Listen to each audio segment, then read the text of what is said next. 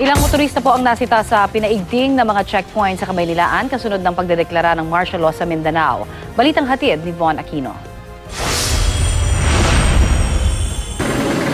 Bukod sa layong masawata ang kriminalidad at banta ng terorismo, target rin ng mga checkpoint ang mga motoristang lumalabag sa batas trapiko. Tulad na lamang ng dalawang motorcycle rider na pinara sa checkpoint sa barangay Western Bikutan, Taguig City kagabi. Ang isang rider na iwan daw ang certificate of registration ng kanyang motorsiklo, habang ang isang rider naman expired na ang dalang temporary license. Kapwa tinikita ng dalawang rider dahil sa kanilang mga paglabag. Fault ko naman talaga, kaya okay naman.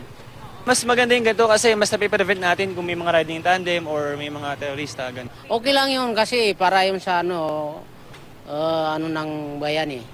Sa Macapagal Boulevard naman sa Parañaque City, 24 oras na nakabantay ang mga pulis sa checkpoint. Ang mga nakamotorsiklo, tinitiyak nilang may tamang papeles. Binibigyan pansin din daw nila ang mga PUV sa checkpoint. Ang mga checkpoint sa Metro Manila ay bahagi ng Oplansita na mas pinaigting pa matapos ang deklarasyon ng martial law sa Mindanao.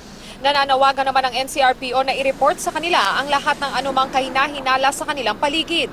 Pero tiniyak nilang walang anumang intel report na posible magkaroon ng Marawi-style attacks o spillover ng karahasan sa Metro Manila. This is in relation doon sa pagde-declare ng ating presidente ng martial law sa Mindanao. So, yun ang ginagawa namin lahat, including vital installations and yung mga places of convergence, pinalakas namin yung presence namin. Von Aquino, GMA News.